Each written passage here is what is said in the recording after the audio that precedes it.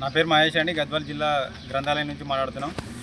కాంగ్రెస్ ప్రభుత్వం గత ప్రభుత్వం ఉన్నప్పుడు మాకు మాయ మాటలు చెప్పి 100 రోజుల్లో 2 లక్షల ఉద్యోగాలు ఫిలప్ చేస్తామని మాతోని ఓట్లు వేయించుకొని కోదండరాము ఎమ్మెల్సీ గారు కానీ, బల్మూరి వెంకట కానీ, మహమ్మద్ రియాజ్ కానీ వీళ్ళందరూ ఇప్పుడు ఎక్కడికి వెళ్ళినారు? మా మాటలు ఇప్పుడు మాయ మాటలు చెప్పి బస్సు యాత్రలు, చేతన యాత్రలు, పాదయాత్రలు అన్నీ చేయించుకొని రాహుల్ గాంధీ చిక్కడపల్లి లైబ్రరీ కాడికి వచ్చి 100 రోజుల్లో 2 లక్షల ఉద్యోగాలు వేస్తాం, నిరుద్యోగులకు మేము అండగా ఉంటామని చెప్పి ఇప్పుడు ఎక్కడికి పోయినాడు రాహుల్ గాంధీ? ఒక్కరోజు కూడా తెలంగాణ కొరకు రాలే. ఇక్కడ నుంచే తెలంగాణకు అందరు నాయకులు వెళ్తున్నారు తప్ప వాళ్ళు ఎవరు రాలేదు. మీరు నిరుద్యోగుల మీద నిరసనలు తెలిపితే ఇంత దౌర్జన్యంగా లాఠీచార్జీ చేస్తారా? పెద్ద పెద్ద బడా నాయకులు స్కాములు చేస్తున్నారు, అక్రమాలు చేస్తున్నారు, హత్యలు చేస్తున్నారు, క్రైమ్ రేట్ పెరిగిపోతుంది రాష్ట్రంలో.